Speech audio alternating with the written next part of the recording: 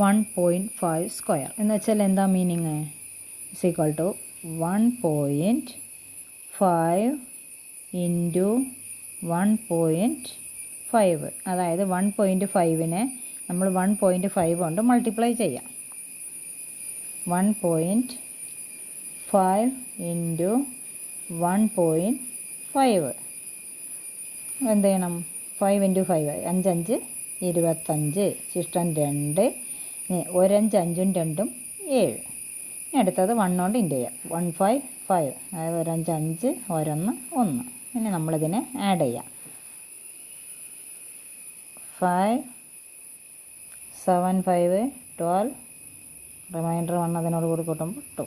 ഇനി എങ്ങനെ ആൻസറിൽ പോയിൻ്റ് ഇടുക വെച്ചാൽ നമ്മൾ ക്വസ്റ്റ്യനിൽ എത്ര പോയിൻ്റ് ഉണ്ട് നോക്കാം. പോയിൻ്റ് കഴിഞ്ഞിട്ട് ഒരു 5, ഈ പോയിൻ്റ് കഴിഞ്ഞിട്ട് ഒരു 5. അപ്പോൾ എത്ര എണ്ണം ഉണ്ട്? പോയിൻ്റ് കഴിഞ്ഞിട്ട് 1 2 2 സംഖ്യകളുണ്ട് പോയിൻറ്റിന് ശേഷം. അപ്പോൾ നമ്മൾ എന്ത് ചെയ്യണം?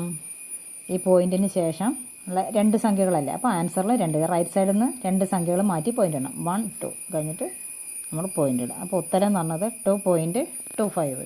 അപ്പോൾ അതിൻ്റെ ആൻസർ എന്ന് പറഞ്ഞു കഴിഞ്ഞാൽ എത്രയാണ്? 2.25. ഇതാണ് അതിൻ്റെ ആൻസർ. ഓക്കെ.